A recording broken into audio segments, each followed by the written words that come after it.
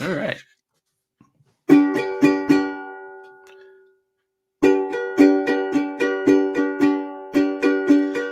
Two of us podcasting, spending someone's hard-earned time. You and me, I don't know, driving Sunday, night arriving on our way back home.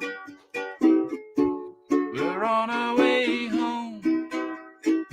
I don't know. We're on our way home. We're going home. So that was very impromptu. That wasn't bad considering you just came up with it right now. Yeah.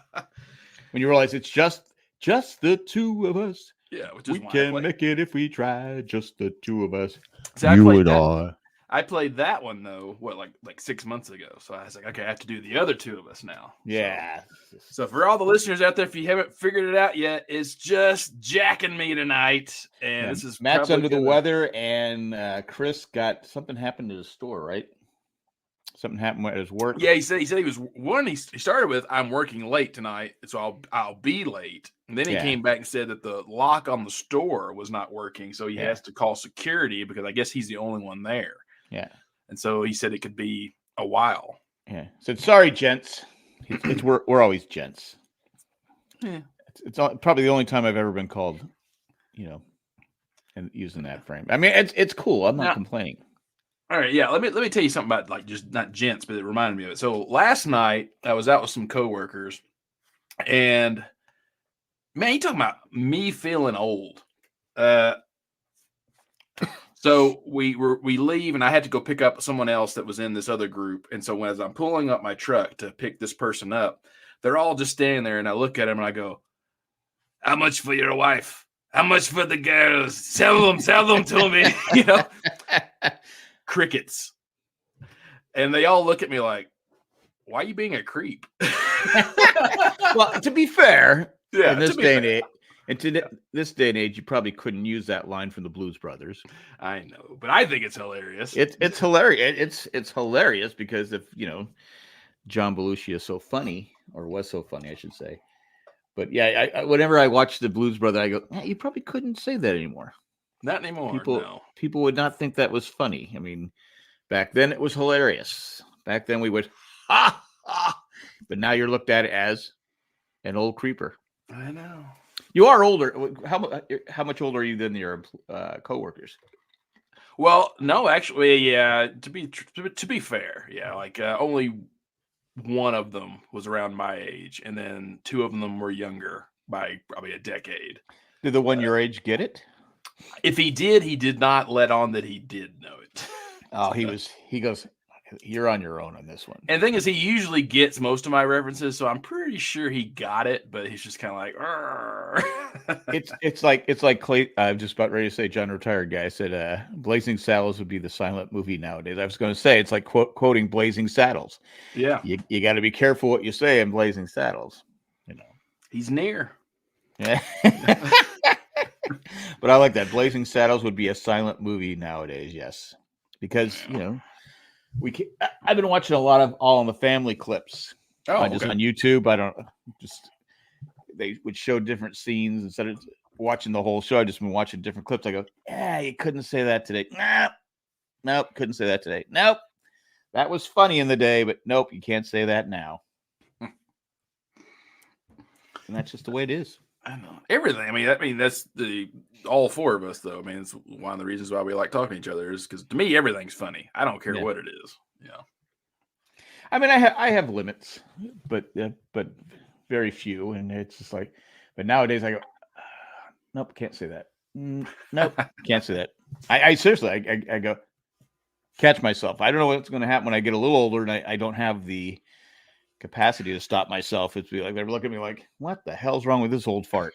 Oh yeah, I definitely have caught myself as well. Like if I'm in a group of 4 or 5 people and someone says something like us when we're podcasting, like I think of something funny immediately from what they've said, but luckily someone else has jumped the conversation and allowed me 2 to 3 seconds to where I can kind of go, should I say that? Should I go? Yeah, and then I go, it's probably good I didn't say it. Yeah. It's like anything now. I mean, you gotta worry about, what did I post 10 years ago on Twitter that it could come back to bite me in my ass? Oh, I know it. I definitely, I don't know, a year ago or so went through Twitter and deleted 90% of all my tweets because, Oh, really? and I was reading them, and when they're out of context, you're like, oh, like, yeah, that sounds weird. Because like usually if I'm replying to you or somebody else, and it's like if someone just read it for what it was, they could easily use it as ammo against you if they wanted to. Yeah. Not that I'm running for office or anything, but right. Yeah, who got to be crazy to do that? Yeah. Of course, we can see that the only people running for president are crazy. Yeah. Old dementia patient. Yeah, and yeah. I think we've said that before as well. Is that when Obama got in, I remember thinking, thank God, this is the last of the boomers. This is the last. No more boomers for president. And then we got Trump, and we got Biden. I'm like, God damn it! Like, I just want someone born past 1960. Yeah, I'm old, and I agree. I mean, just at a certain point, the job is just. I look at the two choices. I go, come on, this can't be it. No. And we were talking a little bit last week, and because you were working away for work, about how there, it used to be in the primaries, there'd be a lot of people as the primaries went along, people would drop out, and it'd be a close, it'd be at least the top two people would be delegates gathering delegates. Now it's like there's just one in I guess there's two in the Republican, and someone dropped out today. I go, well, who the hell was that? Who was that? Yeah. I go, seriously, I just saw someone dropped out of the president. I looked, I go, I don't know who that person is. I have no idea who that person is. I just didn't know. And it's coming down to, again, seriously, these are the choices. That's the way. I mean, I think I said that a few weeks back. I mean, my first national election was 2000. And, I think you even said that too. It's like the majority of your life. I mean, it's the majority of my life. Every 4 years, I'm like, fuck, these two assholes. Yeah. And again, it's a job that I wouldn't want. No. But still, I just don't get it. But people are so passionate. Well, I don't know if people are passionate about the one, but they're definitely there's some passionate people about the other guy. I mean, they would die for that guy. The other guy, I think they're supporting him because he's not the other guy. Yeah. At this point in that guy's life, if that makes sense. I've never understood people who support politicians ever. It doesn't make sense to me. Like, why would I want to get my ass out of my comfortable home to go, out and rally for some asshole who doesn't give a shit about me? It doesn't make sense. It just doesn't. I don't get it. It don't make sense. It doesn't make sense, but here we are. I mean, who knows what's going to happen in November? Might have to bolt down the doors and cover the windows and just wait it out, because it could be ugly. But we're here to laugh and sing. It's funny because usually I have notes written down about what I've done this week. Yeah. And I haven't done anything. I mean, we had the Gladfelder Boys until Sunday. Oh, right. Oh, right. I did start. Yeah, I was going to talk about that too. Or I think you're going to talk about. Yeah. Okay, go ahead and say it. Because I can't remember the title. Oh, Masters of the Air. Masters of the Air. I saw the first episode. Yeah, like I was extremely disappointed in the first two episodes. Third episode is a lot better. And then the fourth episode, is airing tonight. I think it's because they're making the same sins of the Pacific, in that, like we've talked about this before. Like Band of Brothers works because it's a small unit that you follow from the very beginning of the war when they're all put together all the way to the end, and that's the magic of it. Is that you learn these characters, over the course of the war. And the characters are real people. And they're real people. But I think, with the problem with the Pacific, like we talked about, is that it's three different characters and you're only getting about 3 episodes per character. So there's not enough time to really understand their story and their motivations and their struggles. And then with this one, I would have liked it better if they just would have stuck with one crew in the bomber unit, which I know is hard to do. And they start off showing, and that's another thing too. I can't get past that the Elvis is in Elvis, yeah. It's like all I see is fucking Elvis flying. You know, he had to have a dialogue coach. Yeah, but I still hear it to correct his Elvis because he was so Elvis. Yeah. Anyway, I still hear him as Elvis though, but and not that he's doing a bad job or anything, but you have what was what's his name? Bucky. Yeah, Buck and Bucky. Yeah, Buck and Bucky. And that's what threw me off with the first episode. You kind of have these two introduction of these two characters, and then it skips to this other crew, and then eventually, and you're like, well, why were they important? Like, why? I don't understand. I mean, I probably need to watch that episode again, but I just would have liked it better, like if they'd have done like the first episode of Band of Brothers, and like, hey, this is the crew that's all assigned to this plane. We're going to go through training together, and then you have a couple episodes of them getting the shit kicked out of them as like brand new in the air, and then go on and go, and I think that's why it's because they're taking real people and the real stories. I'm like, no, I just think there's nothing wrong with compositing all the people's stories. I don't know. Like I said, I've heard from the reviews that the first two are by far the worst two, and then it gets continually better. So I'm looking forward to that. I thought it was Cindy and I both liked it. But I did say afterwards, kind of like you're saying, I said, the difference between Band of Brothers, Pacific, and now Masters of the Sky, or Masters of the Air, is that they start off in England in Band of Brothers, and then they go back in time, and you learn about so many characters. So before they hit the beaches of Normandy or jump in, parachute in to Normandy, most of the characters. Right. So you know their names. I'm like, okay, who's that? I go, what's his name? I go, I knew Buck and Bucky. That's all I knew because that's who were introduced. I go, I can't remember the guy that's throwing up all the time. I can't remember his name. I couldn't remember their names. So when they hit Normandy, I'm already invested in their characters. Exactly. By the time, I'm not. Yeah, by the time they hit Normandy, you already know at least Garnier, Winters, Nixon, Sobel. Sobel for sure. Yeah, at least those four. At least those four. And then, of course, the other ones like Buck Compton and and and then I can't think of the guy's name, the ginger guy. But anyway, like the smaller characters, by the time they through the course of the show, and then of course in your third viewing or fourth viewing, I like watching Band of Brothers when it comes on. I want to watch it. Right. But because, like I said, you can, and as they obviously, what happened in the war, they were killed or injured, and they leave the show. You're like, oh.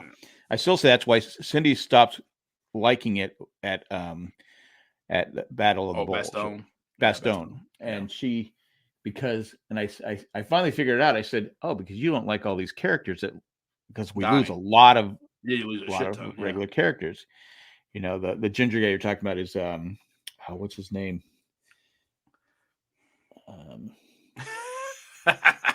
I know his name because he's the only one. He's in every episode. He's in every episode, yeah. Because he's the one that the lieutenant. Malarkey. Malarkey, yeah, exactly. Malarkey. Yeah, because like Malarkey, it took me probably till Bastogne to fully, care about him. Yeah. But yeah, there's other ones. Because everything that happens, he's losing all his friends. Right. Skip Monk and anyway, Ramblecast started with 4 hosts and now it has down to 2. Yes. Yes, it is. But yeah, that I did say that afterwards. I go because Pacific. I rewatched the Pacific about a year ago, and I said, okay, I liked it more because I go in. I think the problem with Pacific is I'm expecting Band of Brothers. Exactly. And like you said, okay, what's going on? They're jumping here. You got this guy going here, this guy going, and you're like going, okay, what is going on here? When I go back and rewatch, I say, okay, I'm watching a war film, a war series. I'm not going to get really heavily invested into the characters. I'm just going to see, I'll just get invested in the few of the characters. Whereas, like I said, Band of Brothers, it's hard to say, okay, who is my favorite? There's so many different great, even ones that have like a bit part, in it. So, and that's like Webster, Webster, one of my favorite episodes when he comes back and he's all clean and, he's because he was back, he got injured and he comes back and he was gone. He didn't do Bastogne. Right. And it's like he goes, he's a brand, he's like a rookie. Even though I had this, I was in Market Garden. I was this. He goes, but since I missed Bastogne, I was shunned. I was a replacement, which is, I think was, and the way they did it too, because he's a clean cut, he comes back clean. Yeah, he's got a brand new uniform. He's, But I love that episode because, just the difference of how these guys how they were going in, how they were, piss and vinegar to where they're just beaten. The one thing I thought, it's what it's been 20 years. And I always like, we've discussed that. I always like it when you learn things about the series, that they kind of brushed over. Because the guy that nobody likes, that's always the, Sobel. Not Sobel. No one likes Sobel, but the other guy that's like, that didn't jump. He got shot in the ass. Yeah. Yeah. And then he, are you drunk, trooper? Yes, sir. I'm drunk. Yes, sir. I am. Yeah. Yeah. They don't actually show it, but it's assumed. He was court-martialed, and they don't show it in the show that he was actually court-martialed. What's his name? I see his. I draw. Oh yeah. You can always see their faces. Yeah. What's his name?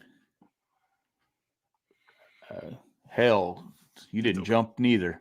Yeah, exactly. It's like Cobb or something. Cobb. Is it Cobb? Okay. Yeah, Cobb. Yeah, but one day he's being a dick at the bar. The guy's got the what's his name? Presidential accommodation. Yeah, he goes, and it's one of what's the actor's name? He's a famous actor. McAvoy. Yeah.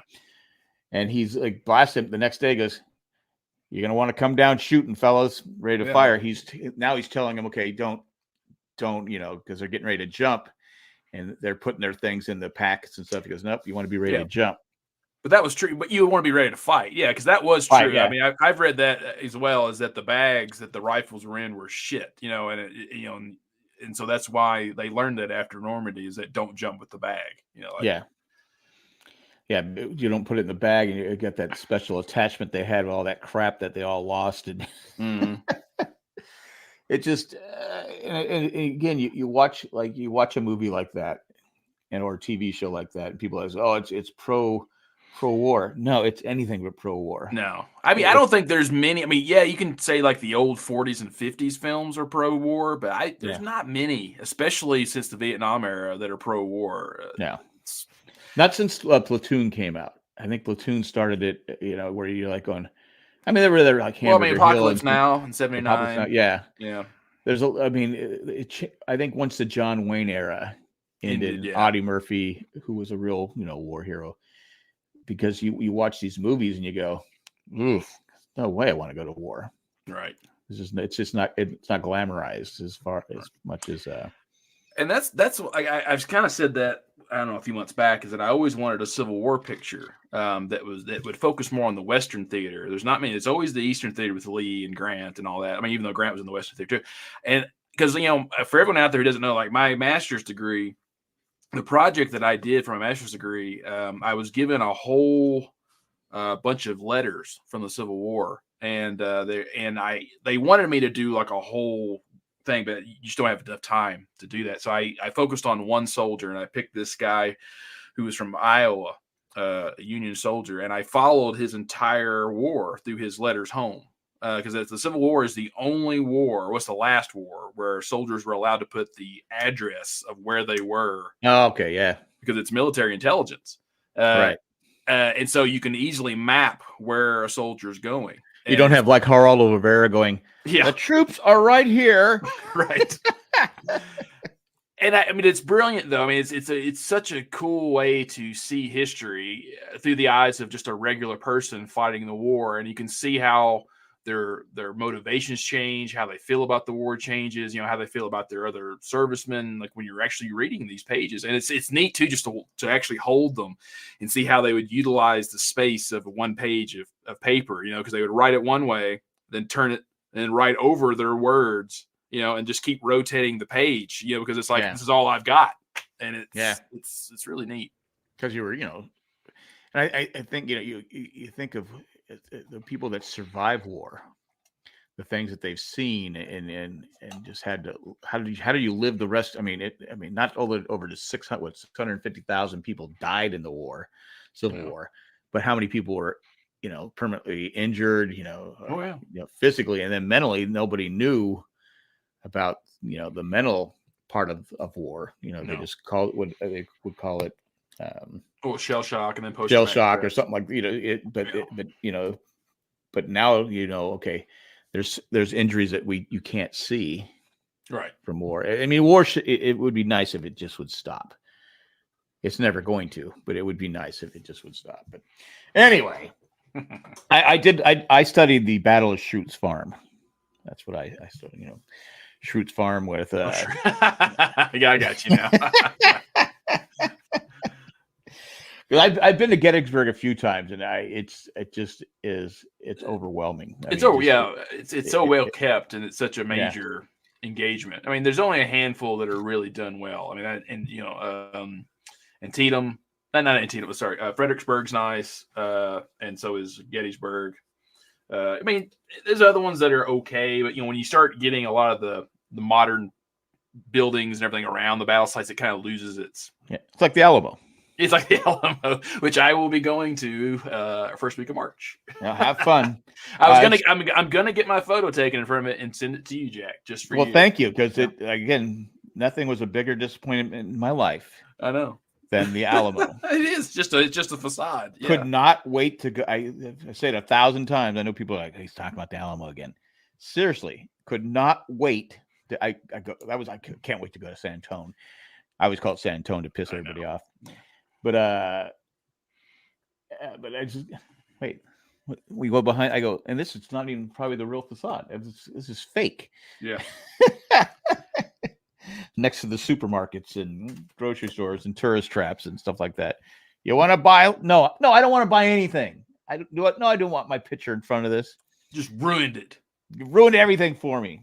I'm not going to the Riverwalk again. That was nice. Good food there. Yeah, that's what I got to fly to Orlando last week of this month for a convention, and then immediately fly to San Antonio for another convention. It's like fun. But it's not. I told my boss straight up. I was like, "Look, if I'm doing both these conventions back to back, I'm not flying back to Colorado, then flying, the next day to." I was like, "I'm just going to go ahead and fly direct to San Antonio." And he's like, "Okay." He's like, "We'll pay for it." I was like, "Cool." So I've got like the whole weekend. Well, there you go. To do touristy shit. I mean, there's stuff to do in San Antonio. Oh yeah, San Antonio, as I like to call it. And Cindy always go. They call it San Antonio in westerns. No, so Sherry asked us, why were you so disappointed? Because it was smaller than you imagined? No, Sherry, the reason why it's disappointing is because you're expecting a fort. You're expecting some kind of structure. I was expecting to see Davy Crockett dead somewhere. Yeah. You're expecting like an actual, like when you go to any other old fort or old historic thing, there's actually at least, something you can walk around. The Alamo is really just that famous photo of just the wall of. And I don't even think I think it's been refurbished. Obviously. Oh yeah. It's not the real. And then you go around and there's like cement, like a cement wall all the way around. Just like would have plants in it and stuff like this. And you're like going, okay, what am I touring? What they have vending machines in here. What's going on? It just.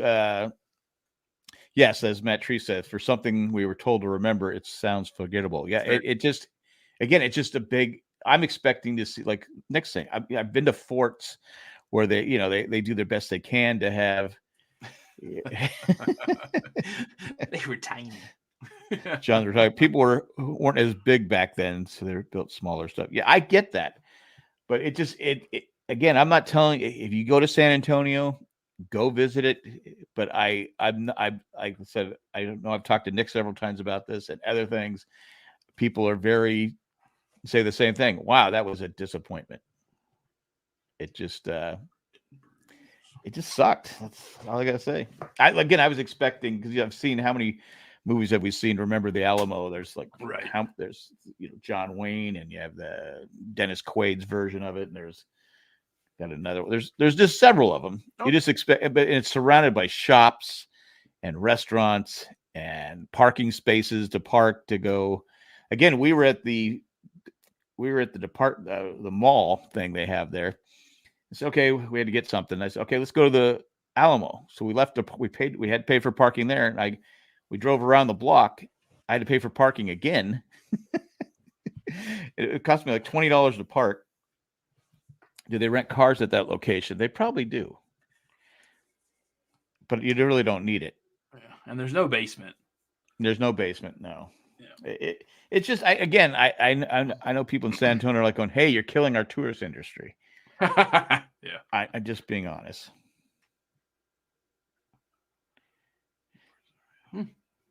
Yeah, I mean that most the thing about wool, Sherry, back then, it's because it's a durable material, but two, it keeps you warm, but it also keeps you cool. It's like if you get wool socks, your feet are naturally going to sweat if you're on a hike. But it's a weird miracle material. That's just what it is. I got in trouble when I was working for the Yankees. I convinced them to switch the jerseys to cotton. And it got really hot, and the players were all, covered in sweat, and it was just, that's when I was working for the Yankees. Me and George Costanza. You and George. So. See, it always comes back to another TV show. It does. Yeah. Again, they have artifacts there. They have like knives and stuff that are where the people had, and bullets, but it's the building itself just was. Yeah, it was disappointing. And you think, okay, we'll spend 3 or 4 hours there easily. Yeah. No, 20 minutes. After 20 minutes, you're like going, okay, what are we going to do now? Right. All right. Well, there with that. Yeah. So let's go to the Riverwalk, and because the Riverwalk, like I said, it's yeah. shops and restaurants, and the food there is. I had one of the best steaks I've ever had in my life there. Nice. At this restaurant, it was outstanding. Probably came right straight from the corral, wherever I'm trying to think of the ranch, just straight to they just cut the cow in half and they bring you this. There you go. There, gotta take that hill. And this would be a good time to take. That's what I was thinking. A commercial break.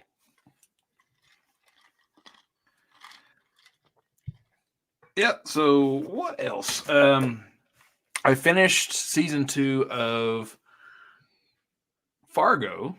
Oh, okay. And I forget who was it that said it last time that season 2 was their favorite. And I concede that now that I finished season 2, that it does get better than the first half. Season 1 was my favorite. Yeah, but I just couldn't stand Kirsten Dunst's character in season 2 because I found her to be a selfish idiot. And sure enough, by the end of it, she's still a selfish idiot. But that's her role. I get it. When you watch the series, you're like, okay, I see the purpose of her role. She's just acting. Yeah, she's just. I'm not saying she's probably not a selfish idiot in real life. No, I mean, look who she married. So, but I don't know. Season 1, I guess, because what I would like to think that most criminals or people who do get put in these situations are actually fairly smart people. They just got in a situation they couldn't get out of and dug themselves a hole, which is what season 1 is.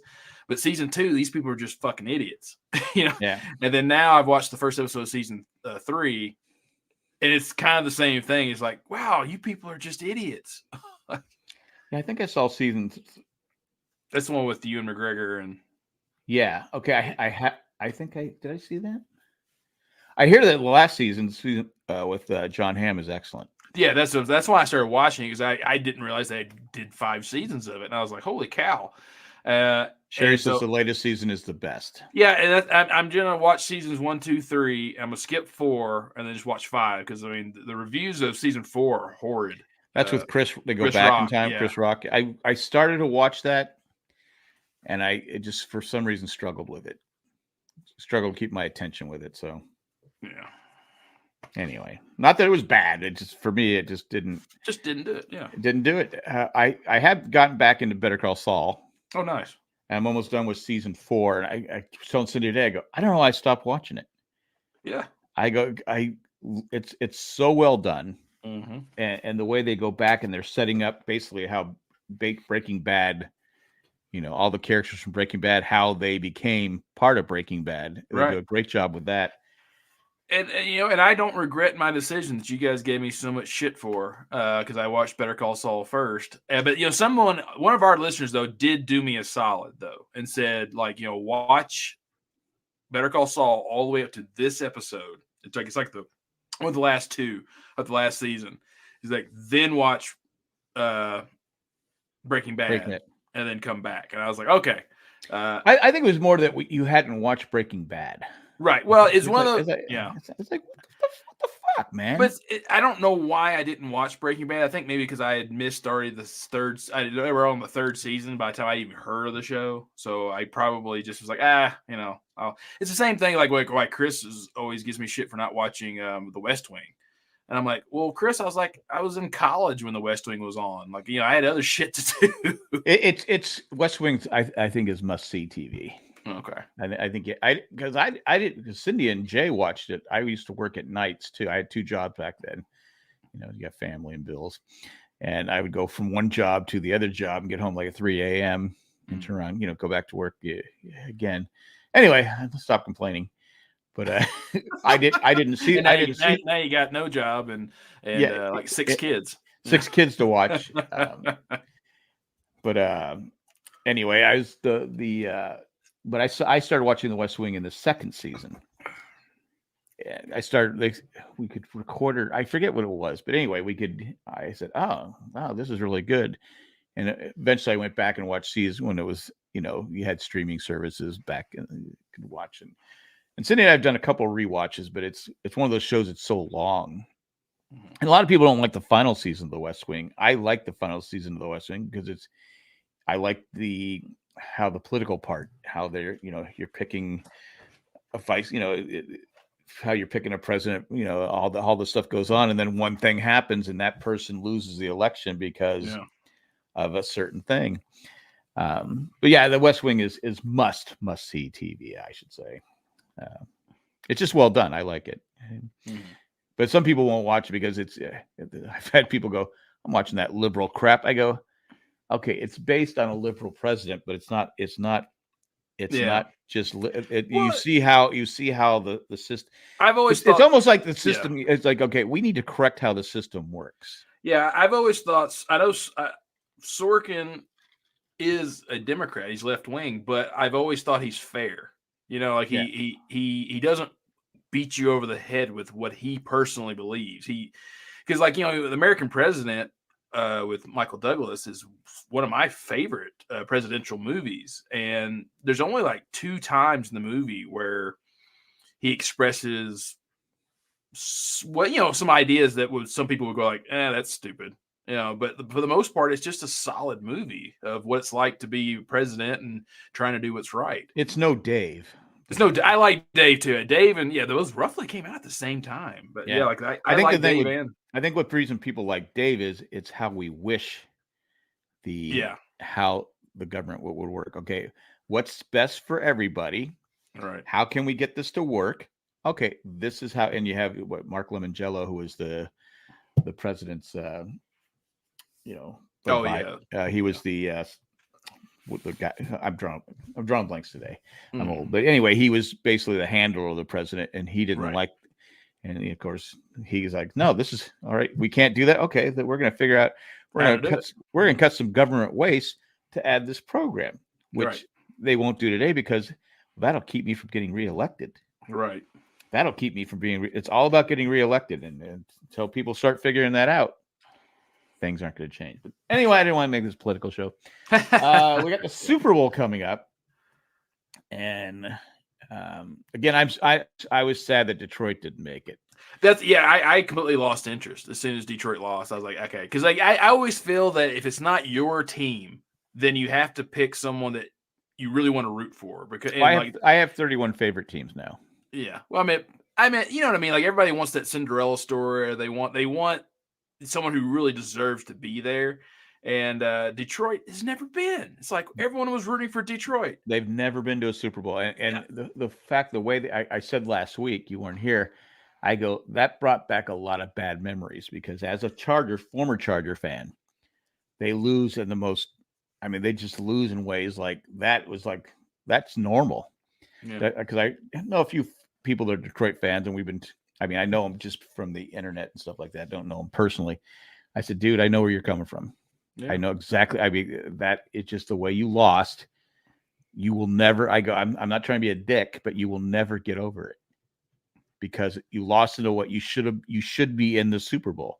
Yeah. But your coach, not kicking the field goals, not, just making a couple mistakes. And you go, it's just like, Sherry said, grew up in Michigan. So yeah, Lions fan for life. My dad was a Lions fan, not a huge one, but because he was stationed in Detroit. So he'd go to a lot of Tiger games and go to a lot of, and he watched the Lions and stuff like that. But he wasn't a diehard football fan. He was more of when I was growing up, he was definitely a baseball fan. He loved his Cardinals. He used to rub it in my face every time the Cardinals beat the Padres. But I just bought Cardinals tickets today, actually. Oh, for the Rocky games? For the Rocky. They're not playing in Colorado until September. But Cindy still wants to come out and watch a Rockies game, watch the Rockies and Padres, and we're thinking about it, but it's like, we don't know. Well, it should be an easy win for the Padres. You would think. They struggle. Yeah. They struggle against the Rockies. Yeah. But yeah, it blows my mind. I've said this before, which I know you don't like the Dodgers, but I don't either. But I was so used to when I lived in LA, whenever the Cardinals would come play the Dodgers, sitting right at first base line, and I was going to pay a minimum of $125 per ticket. Then to moving to here where the Rockies suck, and it doesn't matter. I can buy home plate tickets. I could buy like 5 rows up from home plate, $50. It's like, man, like this is so cheap. Yeah, it used to be. Like I said, Cindy and I have gone to Pittsburgh the last couple of years, and you can sit right behind the dugout, the Padres dugout, like 5 rows back for $50. Yeah. And you're like, and people go, I go, no, $50. That's you're sitting right in prime seats, and they're great seats. It's a great ballpark, but since the team is bad, people aren't going to go to the games. I remember when I was in high school, and the Padres played at San Diego Stadium, Qualcomm, that big old piece of junk stadium. You could literally go to on the day of the game, and you could could sit wherever you want. We used to sit by a lot of times we'd sit in the bullpen because we'd watch like Goose Gossage and some of the Padres closers, relief pitchers. You're sitting right. That was the best part because the stadium it was a shitty place to watch a baseball game. But it'd go like this down the line and then it would curve into the field, and you'd get those seats right in the front. So it'd be the best. You could see home plate. You could see like Petco. Every seat faces home plate. Right. So no matter where you're at, it's just a perfect stadium. Whereas Qualcomm, because the Chargers kept wanting an expansion, City never did anything for the Chargers, but kept doing everything they wanted. The stadium was terrible for baseball. It was god awful for baseball because it got too big, and it just was like if you were sitting in field level seats, which are down below, this is how you're sitting. But home plate was like you had to sit like this. You just turn like this to look at home plate. Right. So you're sitting the whole time like this, even though your seat is facing like towards second base. But anyway, I nothing better. I love going to baseball games. There's fun there. You can, but like you said, it's great when you live in a city where the teams are bad. Yeah, it's what blows my mind about Denver is this is a Bronco town. I mean, not that I live in Denver, but it's a Bronco state. Oh yeah, and it doesn't matter. The Nuggets could win the next 5, NBA championships. The Avalanche could win all the Stanley Cups in the world. And yeah, there's a segment that's really going to care, but most people don't give a shit, and it just blows my mind. Like if the Broncos suck, then everybody sucks. It's just it's funny how there's you got Los Angeles. It's a Laker and Dodger town. Doesn't matter how bad the Lakers have been bad for 3 or 4 years. They've just been terrible. But it's the Clippers can't. They're building this huge. I mean, a state of the art arena. I mean, it's going to be incredible, and they still will be. Nobody cares. Yeah. And that's what people keep saying about the Chargers. And you look at the Rams. Since they've been back, they've been to a Super Bowl, won a Super Bowl, and still nobody gives a shit. Yeah. We've had this conversation before.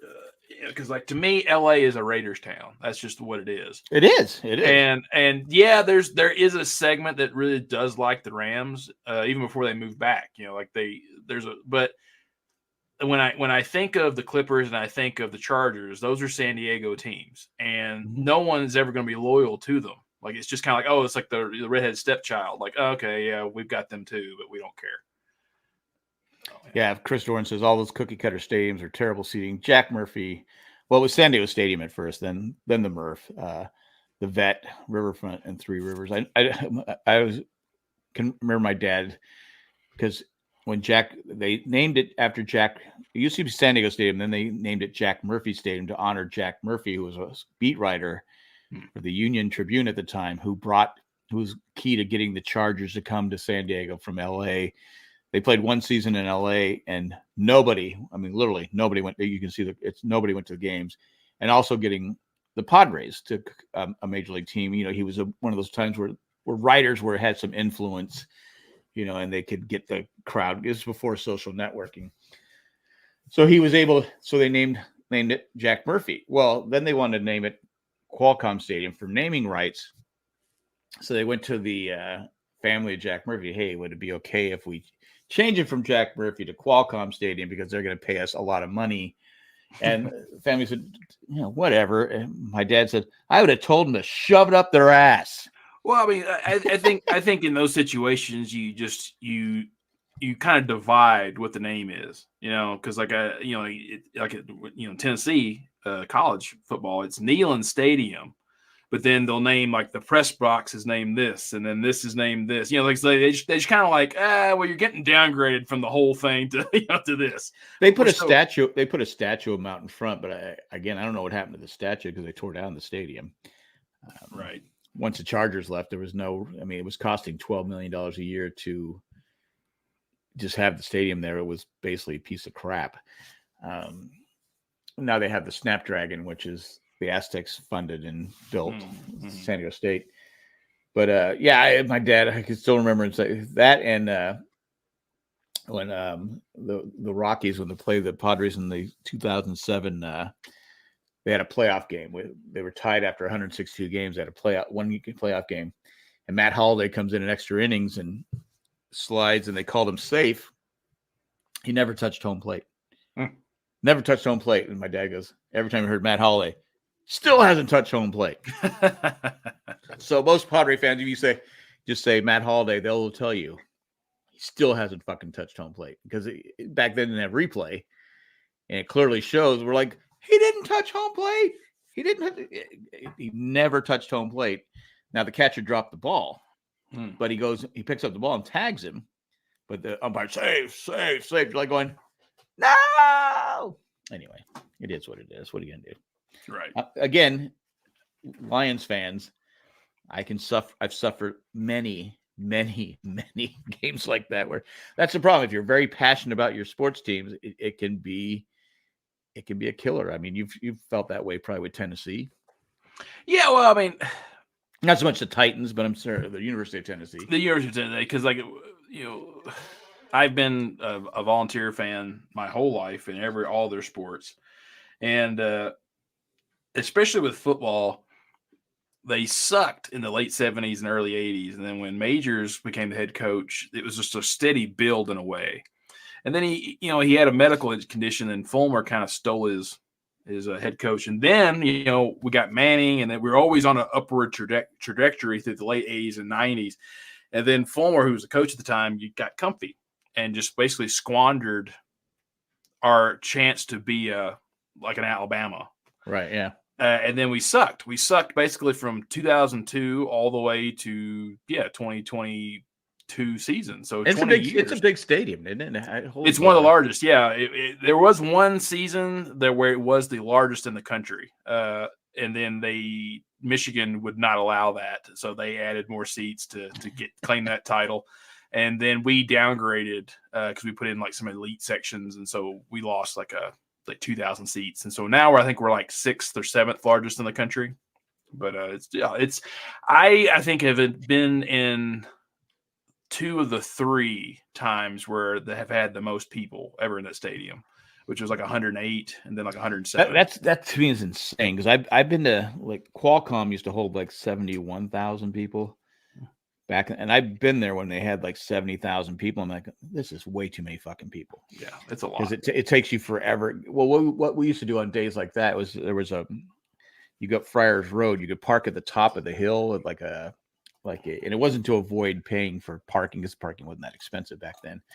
It was just getting out of the stadium was a nightmare because it would just all congest into this one, you had the 5, the 805, 163, whatever it was. It all go like this, and you couldn't get out of it. Would take you hours to get out of the stadium. We used to tailgate when we had season tickets. We used to tailgate before at football games. We tailgate before the football game. Then we tailgate after because it was a pain in the ass to try to get it. It was like, why battle it? You're going to sit there for hours. But for big, like the World Series, Cindy and I went in 98 to the Yankee one. We parked at the top of the hill, some supermarket, and you walk about 2 miles down the road.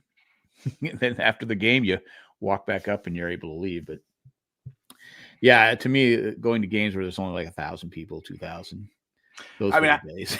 Yeah. I still remember, going to my very first football game at Neyland Stadium. Coming from a town that was like 9,000 people, to going in that stadium, which is 10 times the population of my hometown, just like, holy shit. And you can forget going to the bathroom. Yeah. Oh, well, those bathrooms are they've been, from what I've heard, have been very well done in modern. Because when I was a kid, it was just a big long trough, where it's like you're in there and just like. Yeah, I've told this story before, but my trough days ended when this drunk guy was peeing. He was hitting the front of the trough and it was like spraying. I go, dude. He goes, what? I go, you're peeing on me. He goes, what? I go, you're peeing. And I'm wearing shorts. Right. And so it's like, I go, oh God, he's fucking pee is hitting. After that, I refused the troughs. I would go I go, fuck it. I don't care if people think I'm taking a shit or not. I don't care. Yeah. Because if you're taking a shit, people give you shit for taking a shit. Right. You gotta go. I remember in Pittsburgh, I said, fuck, I went to a Steelers game and I go, fuck, I'm not standing in this goddamn, I'm not going to get peed on with this, all these, because Pittsburgh, they like to drink. Cindy and I went to the Pittsburgh game. It was like 27 degrees, snowing. It was great football weather. And actually the fans were great, but they literally got up like every 5 minutes to pee because they've been drinking Rolling Rock since 5-10 hours before the game started. Right. And so they're like, I gotta go bathroom. So I'm saying, like, this Charger fan has to poop. I go, no, I just don't want you fuckers peeing on me. And they're so it was fun back and forth. It was great times. But that's what's funny to me is like you definitely will get a lot of looks in Colorado if you're drinking Coors or Coors Light or any of the Bud Light, Budweiser, any of the name brand beers, because to us it's not to me, but like to a lot of the Coloradans, there's so many quality beers in the state that they're just like, why are you drinking that shit? Coors. So I won't drink. I mean, I know he's one of our sponsors, Coors, but I won't drink it. It's like it makes me laugh. But like, this last week when I was in Nashville, our brother that was not from Tennessee was like, hey, like, what's a good Tennessee beer? I was like, there are no good Tennessee beers. Like, what are you talking about? And they see me drinking Miller Lite. And I was like, they're like, you drinking that? I was like, dude, I can drink like 24 of these. I was like, we're going to be out for a long time. I was like, I'm not drinking an IPA. John, the retired guy, says went to an A's game in the 70s. Yeah. 800 people were there. Yeah, that's how it was at San Diego Stadium. I mean, there would be literally nobody at the. I mean, I remember sitting above the dugout. Padres are playing the Reds. The game went 16 innings, and Lou Piniella was the coach of the Reds, and that's when Marge Schott owned the team. And I don't know if you remember Marge Schott. She had to sell the team because she made a reference to Hitler being a good person, about his infrastructure and all that different stuff. But it's still you can't say Hitler was a good person. But she had a dog, Saint Bernard, called Shotzi. So every time Lou Piniella came out, Shotzi, hey Shotzi, what do you do? Dell and I, who was Warm Taffy, and I would be yelling at Lou Piniella as he goes out. Hey Shotzi, what kind of move you making now? He was, by the end of the game, he was ready to come in the stands and kick our. we're just ragging on every time he came out. It was so much fun. Those were the days. But anyway, but you could hear you because you look. There's nobody in the stands, especially when the game's going 16 innings because everybody leaves and we're there. Come on, Shotzi, make a better move. It's like Major League. It's like Major League 2, with Randy Quaid out there by himself in the stands, just giving Charlie Sheen shit. Yeah. It just those were the days. I mean, I remember going to Larry Walker was playing for must have been Montreal, and we were sitting in right field, and we go, Larry, can you hear us? And he'd be like, turn around and just look at, shut the fuck up. Yeah. But that was part of our thing there, is going there and make just harassing the players. And I remember a Dusty Baker story where Warm Taffy, we're sitting in the second row down the third base line. It's during warm-ups and stuff like that. And Dale yells, "Hey, Dusty, your wife, she's good." I go, "What the fuck?"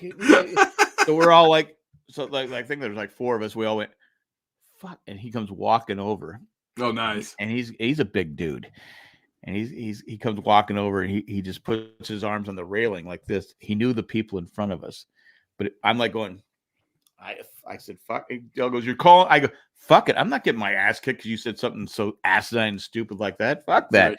And so he just stared at Dale the whole time, and Dale's like pissing his pants, and because and he had every right. Dusty had every right to. If he would have kicked his ass, I would have let him.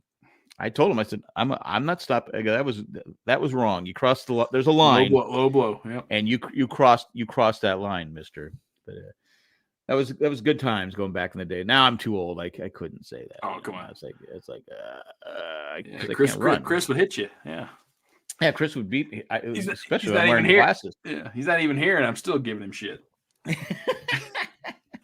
because Chris is violent. He's a Pats fan. That's true.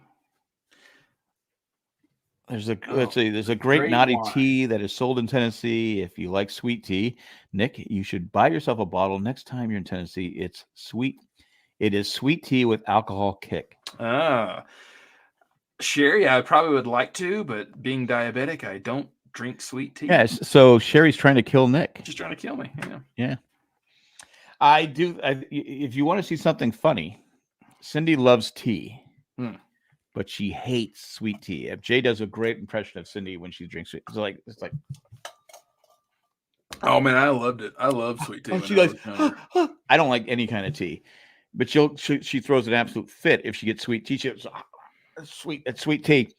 She got mad at me one time. I went to McDonald's for work, and I come back, and she goes, "You just, why would you taste, I go, I asked for on sweet tea. Literally say, this is North Carolina. For some reason, they automatically think sweet tea, that this is the South. You're going to want sweet tea. Yeah. She goes, I go, I don't like tea. How would I know it's sweet or not? Yeah. I don't drink tea. I don't like it.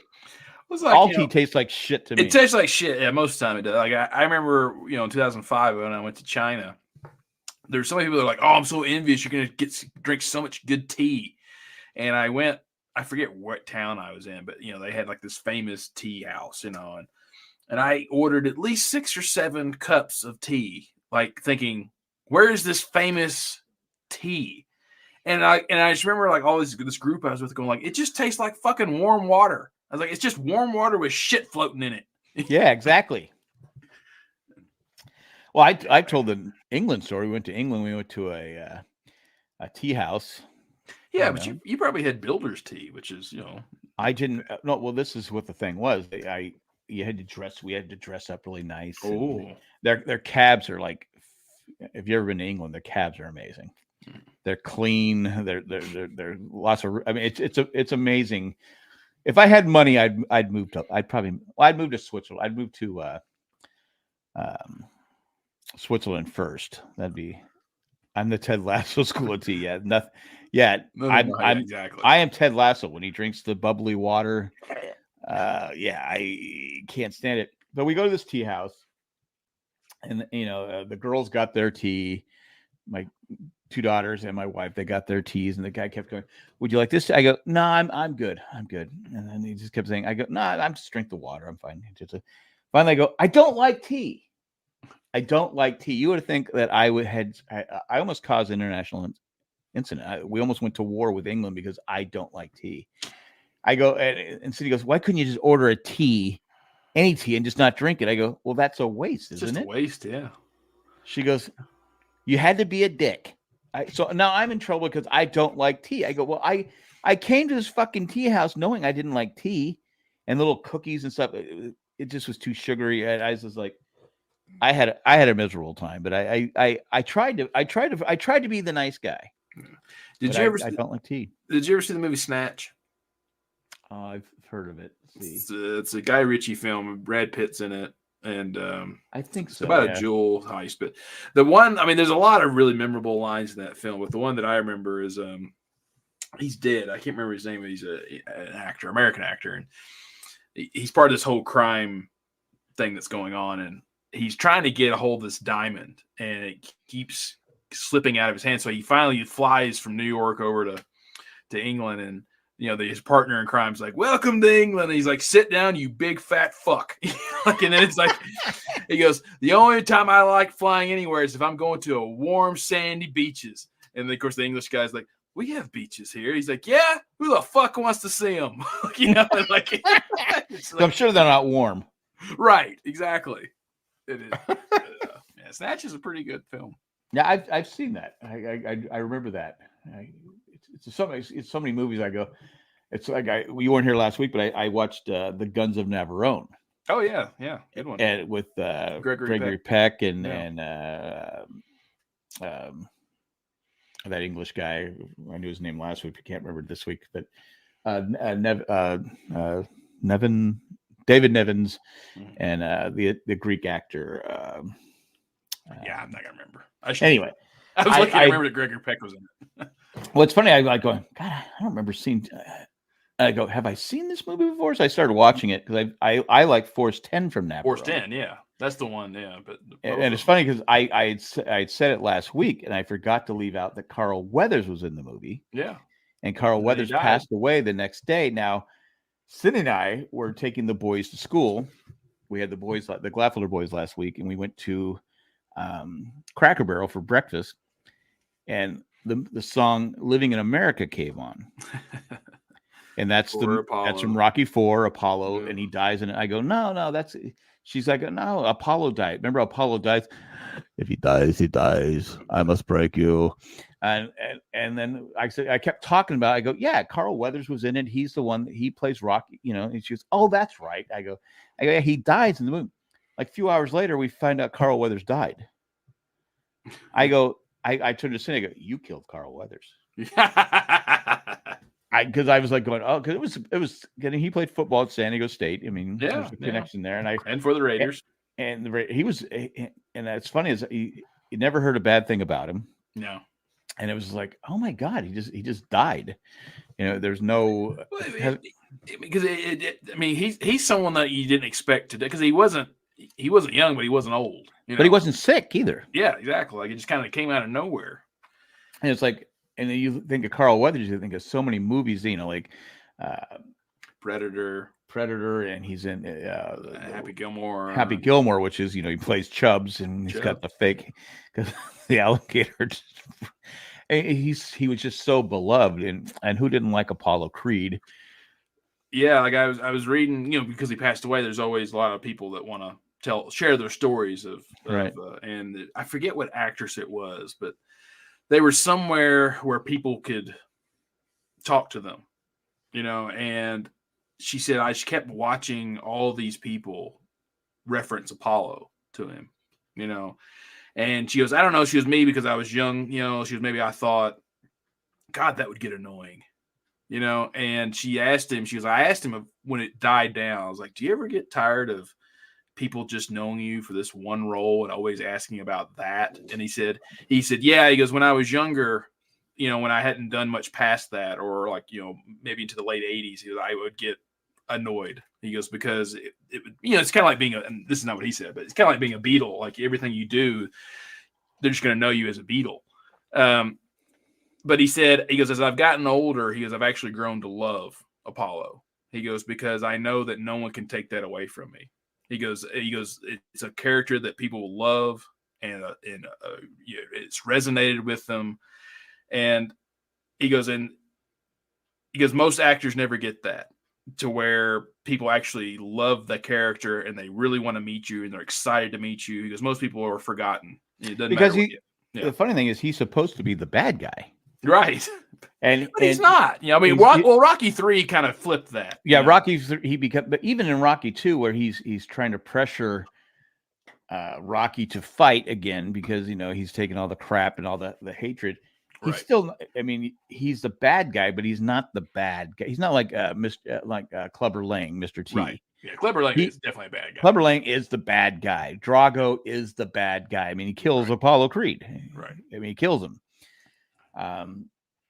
But like you said, Rocky 3 kind of changes, because Creed is working with Rocky to get him over his fear. But yeah, I was just shocked. I said, "Oh my God, I forgot what I was talking about at the beginning." But it was just him being a bad guy, because I never exactly, because in the first one, I always felt Apollo in the first 2 films was just being a boxer. That's all he was. He was, the first one he's doing it. He was like Muhammad Ali. Yeah, exactly. The first one he's just doing as a gimmick. He's like, hey, I'm trying to get some attention. I'm trying to, get some money, get this hyped up, giving the little guy a shot. And then the second one, because he was humiliated, even though he won, he had to get that ego. The ego would not let it go. This guy from nowhere went the distance with him. With me, yeah. And so, that's I never felt of him as a bad guy. He was just trying to do what was best for him. And then the third one, because he's retired pretty much, which is funny. He's retired, but he's in better shape than Rocky. Right. Like I said, like people, I rarely find anyone who agrees with me, but I've always said Rocky 3 is the best one. Plot wise. It's kind of like I don't know. They're all the first 4, all 4 of them are great. I love any Rocky movie. Yeah, I've said that 100 times. I'm just a fan. Yeah, I've always liked Rocky 3 because it's kind of an emotional roller coaster. Because you have Mick die, you have Rocky at his lowest. You have Thunder Lips. You have a lot. You have a lot going on in that film. And then what's fun? Yeah, go ahead. What's his name? Paulie. He says, highly irregular. Well, he's in an episode of MASH in like season 1 or 2. He plays some guys trying to get this, and he goes, "That's highly irregular." Oh my God! Because he's drunk, and right. And I go, "Wow, is that his catchphrase?" Right. Paulie. But yeah, it's just anyway. He was like he was playing Paulie in MASH, or that's just how he is. Burt Young, he died recently. Recently, like a year ago. Yeah. A year or 2. But Carl Weathers, that was just a shock. It's like, oh no, not and all the actors that came, like you said, it was just. No, it's one of those guys where nobody had a bad thing to say about him. Right. And I think a lot of Star Wars people are also Mandalorian, the Mandalorian, because you would like to think like your actors die when they don't have any work left to do, like they're retired or whatnot, but it's like, oh, well, there's still at least another season of Mandalorian to go, or a movie or something. It's like, shit, we're going to miss a good character that's not there anymore. Yeah. I know Chris was upset by it. Yeah, well, he played a good Lando. Yeah, he did. Anyway, I think going back to the Guns of Navarone, I probably had seen it as a kid because I used to watch the late night movies. Mm-hmm. I remember, San Diego stations used to go off the air like at 12:30 or something like that. But then you could pick up stations from LA, KTLA and all this different stuff, and watch the late night with Cal Worthington as Dog Spot, and it would be like a tiger or something like that. Looking for a car, go see Cal. Anyway, you could pick up these late nights, and so I could watch late night movies on the late show. I mean, people today are like, "Oh, what the fuck is he talking about?" No, back in the day, you didn't have 24-hour TV was rare. Right. But LA had a couple stations that would show late movies. And once you got the rabbit ears right and got some tinfoil, I'm not kidding, up against your window, I could watch it. It'd be fuzzy, but I could watch, in my room, I'd watch, late night movies. So I don't know if I saw it or not, but I was watching going, okay. After I watched Guns of Navarone, which is, the first one, I prefer Force 10 from Navarone. Well, yeah, it's just a different... I just think it's a little more modern. It has more modern, board and right. It's funny. Robert Shaw, yeah, and Carl Weathers, yeah. I'm not sure if it had to be on Ramblecast. We were talking about that because if it wasn't for probably Indiana Jones, Harrison Ford's career would have been over too. Because if you look at in between. You look at basically from Star Wars in 77 all the way to 81, his career didn't really do much. Like, he was in Force 10, which is a minor role. He was in Hanover Street or Hanover Street. Yeah, Hanover Street. Yeah. He had a little bit role in Apocalypse Now. He did Frisco Kid with Gene Wilder. But everything he did was Blade Runner. Blade Runner's 82. Was Blade Runner 82? Okay. But even that was a flop. Yeah, it wasn't a big hit, no. So that's what I'm saying. It makes me wonder, just how lucky, because I always wanted Mark Hamill to be more successful, but people didn't want to cast Luke Skywalker. No, they didn't want, and plus when Corvette Summer had that where he got Corvette. Injured. Yeah, he didn't look the same. Right. But he's done very well in the voiceover acting and stuff like that. Oh yeah, I'm not saying he wasn't successful, but it's like I told you. I know I've said this story a few times. Matt Case's American Graffiti. That was before he was. That was before. Yeah, that was before. That was before Star Wars. But I was saying he had little bit roles here and there, but he was never. It wasn't successful. Yeah, Force 10 from Navarone wasn't a big hit from what I remember seeing it in the theater, but it wasn't a big because that's when you had the big old. We'd go to the Saturday movies, ride our skateboards down, and go see Saturday movies. You could sit there all day long. They'd show 2 films, cartoon, and you never had to leave, which was the best part. But yeah, you're right. If Tom Selleck doesn't get Magnum PI, right? Harrison Ford is just he's one of those guys on Star Wars that just got typecast. Exactly.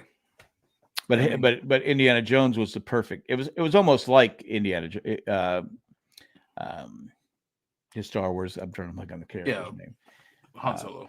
Han Solo. It basically was just a different take on it. But yeah, if he doesn't get that, maybe he doesn't get maybe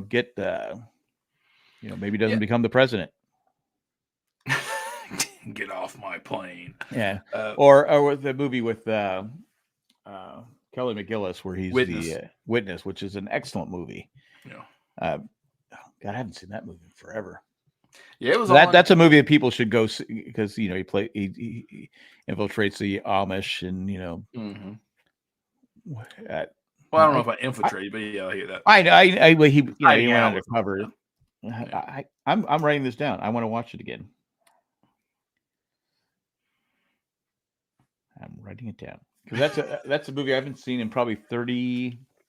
Oh, Christ, that came out in the 80s, right? Yeah, it's like 86, I think, 85 or 86. I always get Mosquito Coast and Witness the dates backwards. Well, you're better than me because I can't remember the. But yeah, I probably haven't seen it since it came out in the. Probably watched it on HBO. Yeah, it came on. I know over the holidays because mom when they showed movies. Yeah, but I haven't seen it in probably 40 years. Yeah, it's good. It's him, Kelly McGillis, and Danny Glover. Not Danny Glover. I forgot Danny Glover. Danny He plays the bad guy. He's the bad guy. Yeah. Yeah. Wow, I forgot all about that. Jesus. I gotta go back and watch it. Yeah. But that's a good point, though. I never thought about that. Yeah, if he doesn't get Indiana Jones, maybe he just doesn't. Yeah, because because I'm saying you look at his '80s output. I mean, because everyone thinks of like, oh my God, it's Harrison Ford, but it's like really he just had a handful of true successes. Because like I said, you have Star Wars, Indiana Jones, Witness, and then like I said, like you goes Mosquito Coast wasn't a hit. Then you have another Indiana Jones at the end of the 80s. Forgetting Henry. Yeah, that's my favorite of his actual ability to act. Because he has a head injury, right? Yeah, well, not a head injury, he gets shot in the head. Gets shot in the head. That's right. Yeah, like so. Yeah, you have The Fugitive and Regarding Henry. Oh, The Fugitive. Yeah, God damn, forgot about that. Yeah, like those two in the '90s were a blessing for him. Like especially The Fugitive. But yeah, Regarding Henry to me was his best actual acting. Because I think Harrison Ford was one of the best facial actors there is. Yeah. But actually, him trying to act Regarding Henry, I think is his best role. And that's another one I will watch every time it comes on. I always like Regarding Henry. It's funny because Regarding Henry, when I was working at the rink in La Jolla teaching hockey, there was a family there. A guy had a stroke, and his mentality went down to like a child. Mm-hmm. And the wife eventually remarried, and the new husband, they took care of the old husband. It was like, how is this not a movie? Right. How is this? I mean, when you hear the story, it was like they're well off. It was in La Jolla, so well, of course. But this poor guy, he had such a severe stroke that he basically had to learn how to do everything again, and he didn't remember. I guess that he didn't remember anything about his. He just didn't know. But they took care of him. So the wife marries someone else, yet they take care of him as when you think about that, that's pretty fucking amazing that they didn't put him in a home. Right. They took care of him as made sure he is. It's kind of like it's a happy version of Jules and Jim. Yeah, I was just like, I always said that should be a movie. How's that not on the Lifetime Network? Yeah. How is this? I mean, how is this not? I mean, I don't know. Have you seen Jules and Jim? Do you know what Jules and Jim is? I don't know. I can't remember.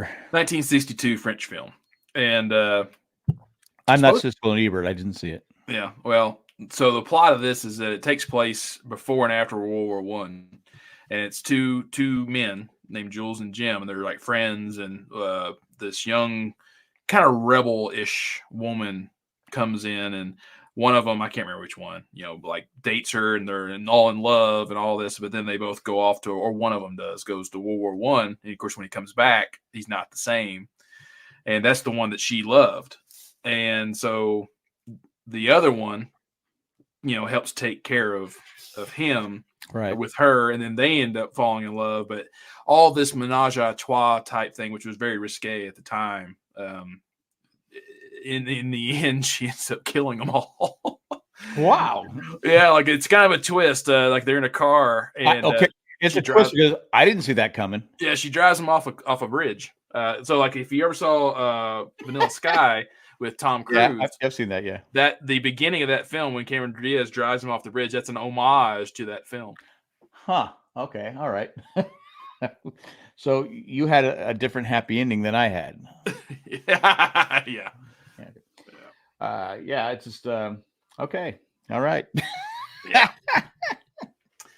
It's where Tarantino got the names for his. Oh yes, yeah, right. That's correct, Matt.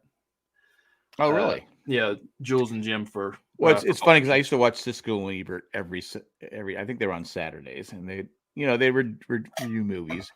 Whenever it came to a foreign flick, I used to go, okay, let's do a film we don't like, because they always gave thumbs up to the foreign flick. Right. It's like whatever the name of the movie was. Like, yeah, this was great. I go, well, why were you reviewing the movie if we know you're gonna? Because the best part about Siskel and Ebert is they would take a popular movie, right, and they would, one would do a thumbs up and one would go thumbs down. You're like going, and so you could pick sides on. Right. I mean, I think it was planned. Yeah. But you could pick sides on who you wanted. But anytime it came to a foreign flick, I don't think they ever went thumbs down. I could be wrong. I mean, think about it. If Jay and I reviewed movies, yeah, you'd be Siskel and Ebert. Yeah, we'd be Siskel and Ebert. It'd be Jay always like, I liked it. I really liked it. Oh, that movie sucked. Well, Matt Tree says, well, the foreign stuff that gets to the U.S. is usually because it's good. I get that. That's true. Yeah, I get that. But again, why review it? Yeah. If you're just going to like it, just say, okay, there's a foreign flick. Go see it because it's going to be good. Right. Oh, it's like this last week or two, I've been training this guy from Berlin, and today he's a young guy too. I was like, he doesn't want to take over the world, does he? Nah, he's actually a really nice guy. Okay. I have been giving him shit though, because you can't not give a German guy shit. But I was asking him today. I was like, "Oh, it's like you don't put a wall up. Don't put a wall up." I forget. Well, like I was like, like what I always do. And I mean, anyone who's German, I was like, "Well, I only know a few things in German." He's like, "Oh, really?" I was like, "Yeah, like Nishischen." And he's like, I was like, "What?"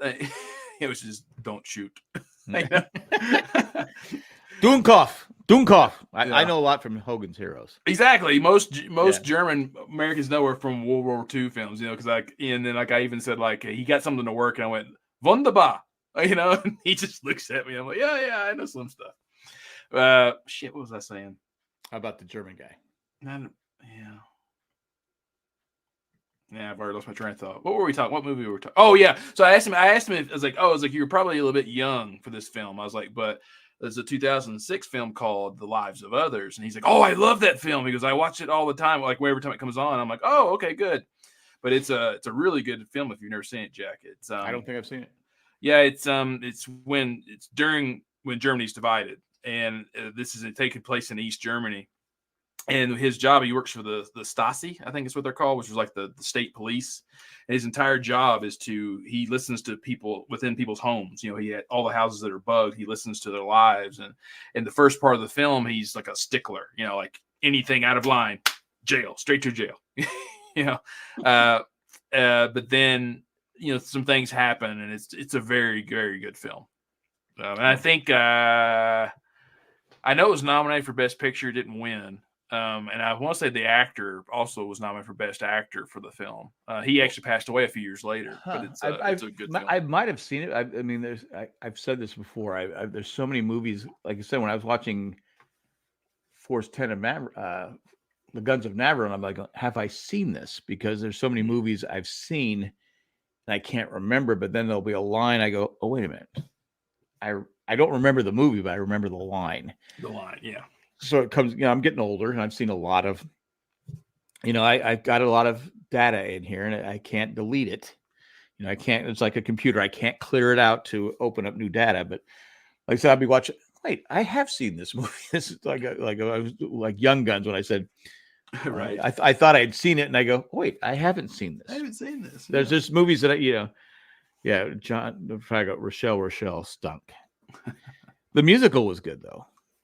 The musical was good. But yeah, there's just but anyway, it was a good movie, but it had that 60s act. It came out in 1961. It had that It had the 60s act where it's right. But I'm like going, I don't think I've ever seen what other Greg, I mean, he's done lots of films. Mm-hmm. He did lots of films, and I go, I'm sure I've seen them, but I was sitting there thinking to myself, I go, I can't remember another film of Gregory Peck's.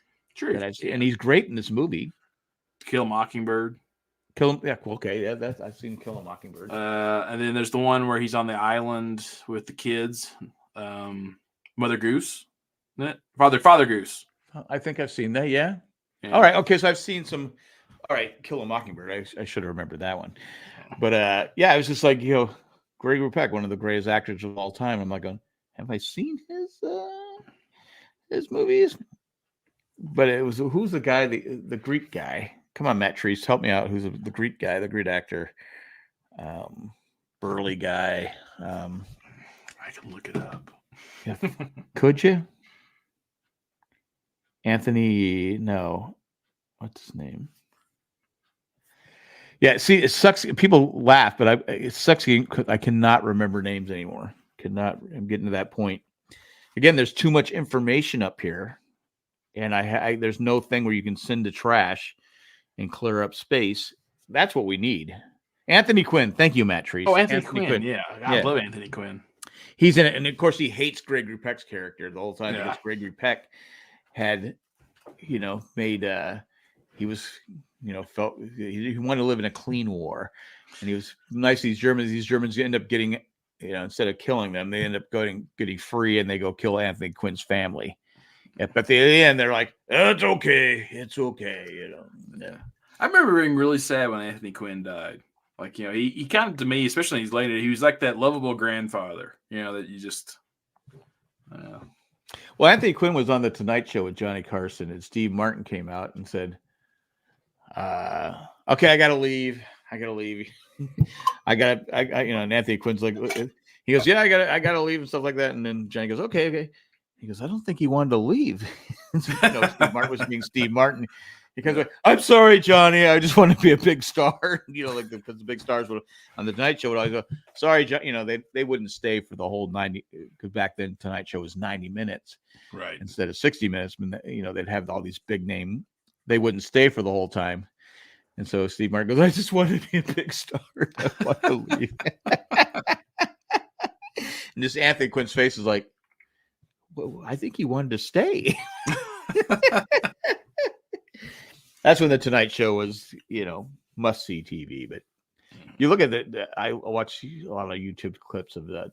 I follow Johnny Carson Tonight Show, and some of the stars he had on there, you're like going, oh my God, just huge mammoth stars back then. They'd all be on the stage together. You're like going, you have like Dean Martin, Frank Sinatra, Don Rickles, and just a massive cast of people they were the stars in the day. But nowadays you just don't get that. But that's okay. Yeah, it's a different world, these days. You don't have, like, that's actually something I kind of is sad about today. You don't have, probably George Clooney's probably the closest you can get to, I'm not saying fame, but having that Rock Hudson, Gregory Peck kind of physique and kind of suave style. Like you don't see that anymore. Or even to an extent, Paul Newman, who was always considered to be kind of a rebel against that type.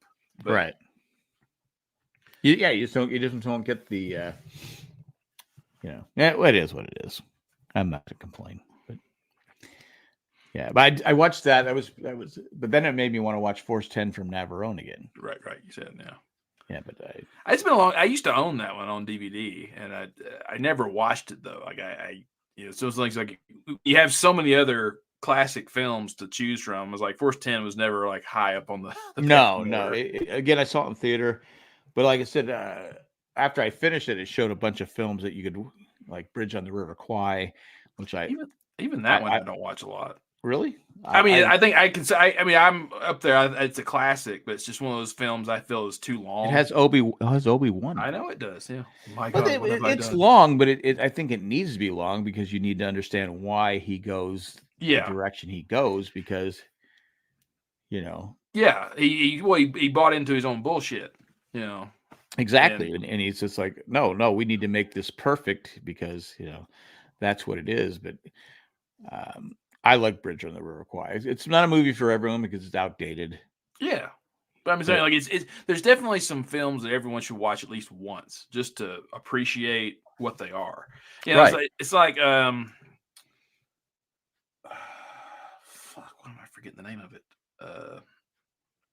The one in the desert.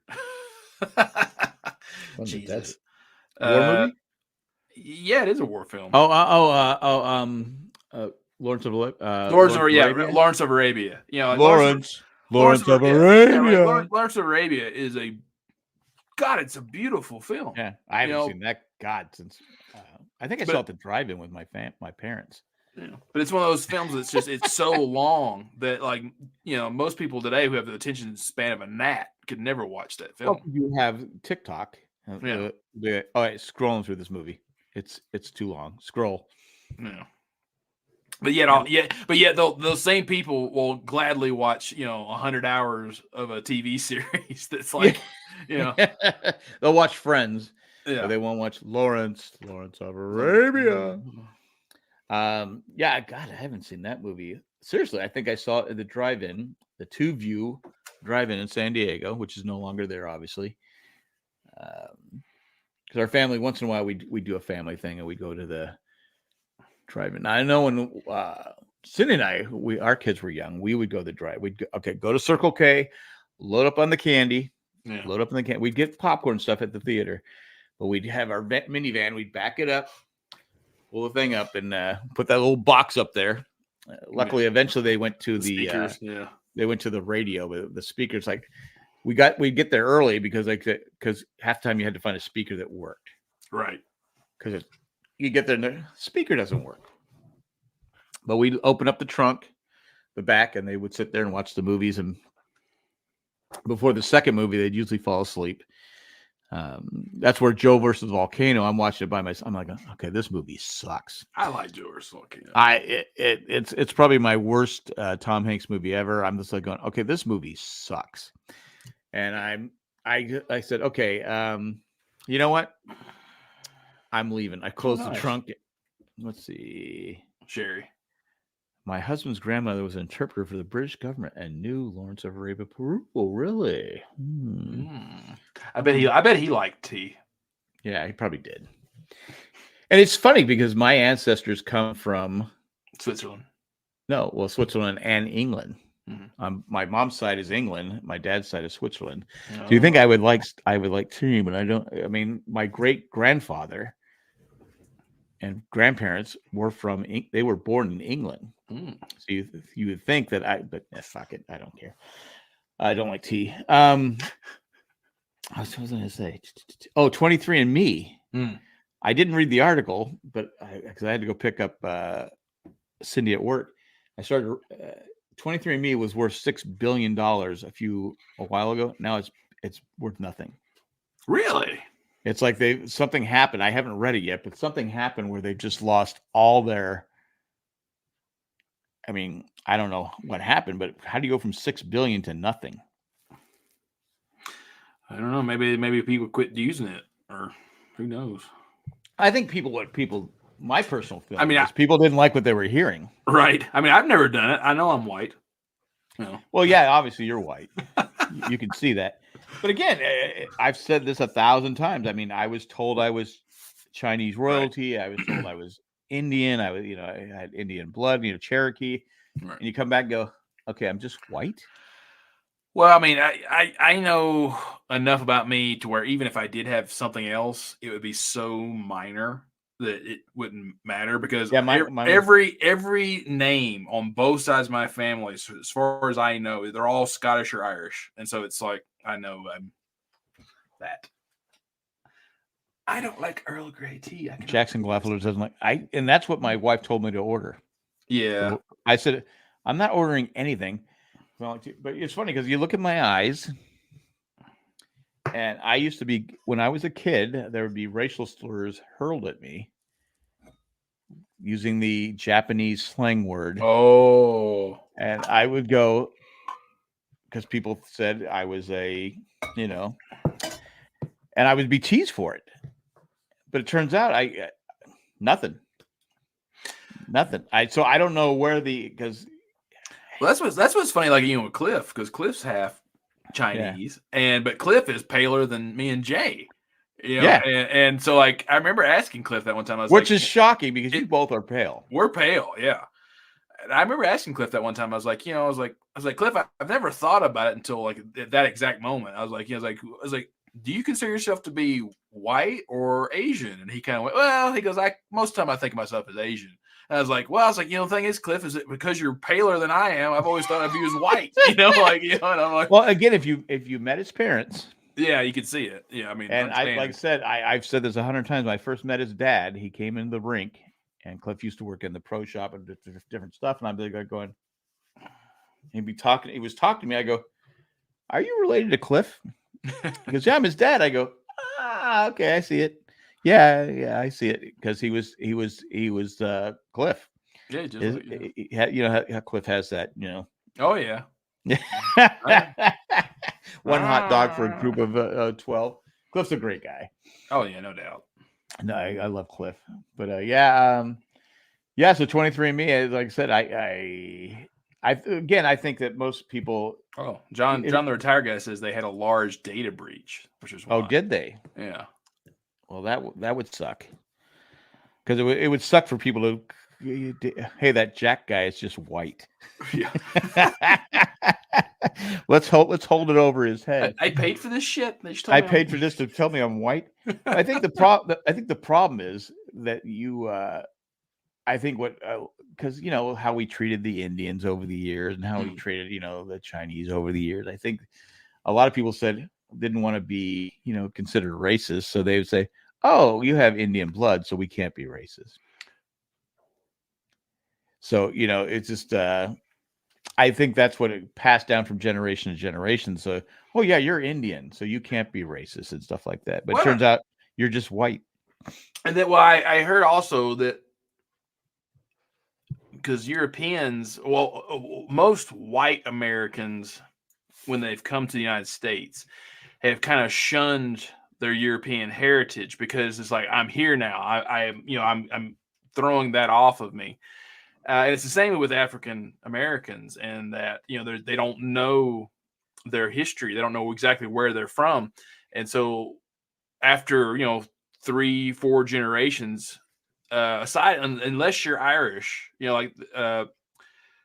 there's no identifier. You can tell people are Irish because they drink a lot of beer. That too, but right. No, I mean but people, how everyone's Irish on St. Patty's Day, and people like the Scottish and the Irish thing because of the family kilts and the colors, right, and the patterns. And no other culture really has that, and so that's why a lot of people like that. It's like, oh, I'm part of this clan, I'm part of the clan. Yeah. And so, I think when the 23andMe came out, people kind of wanted that identification of oh, I'm Italian, and or whatever. And I get that too. I know my Cindy's mom was Italian, but she didn't want to be Italian. So her parents, like I said, I met the grandmother, but her grandfather died of cancer before I met him. But they spoke Italian. She didn't want to speak Italian because she didn't want to be Italian. She was in New York. She wanted to be American. Right. Even though she was American, but she was second generation American. I think her parents were born here, her grandparents, but before that, so she never learned Italian, just a few cuss words and stuff like that. She knew the cuss words, but I go, well, why didn't you learn Italian? She goes, I don't know. My mom didn't speak Italian. She was against Italian. And I mean, it's just funny how, like you're saying, well, they want to be American, because being an Italian immigrant was, unfortunately was, considered. Yeah. It's all of them were at some point. I mean, that's why you have so many Irish names that, they're no longer like Odell or O'Reilly. It's just Riley, or, right. Even Dunn was Dunne, and most of us dropped the E. It's like you wanted to rid of those very stereotypical things. We kept Gladfelter because it was an easy name to pronounce and spell. Yeah, exactly. Yeah. Every time I see it, I go, oh, I know exactly how to say that. Well, it's a word. I mean, I learned from my uncle, because my dad never told me anything, that there's so many different spellings of Gladfelter, because when they came over to Ellis Island and came over, and they say, oh, what's your name? Gladfelter. They couldn't spell it. So that's why there's so many different spellings, like Gladfelter, Glatfelten, because my family's from Glatfelten, Switzerland. Ah, okay. But they would spell it Glatfelter, because the people coming over couldn't, they couldn't say it in English. So they would spell Glatfelten. Glatfelter. Yeah, probably, yeah. Whatever. So there's so many different versions of the name. That's why it's Sherry's 100% Irish, from Cork. I don't know. Well, she does drink a lot of beer. Well, I'm just saying that. Yeah.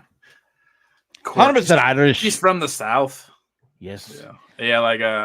I'm from the Dunns are Midland Irish, and then my mother's side is from Northern Ireland.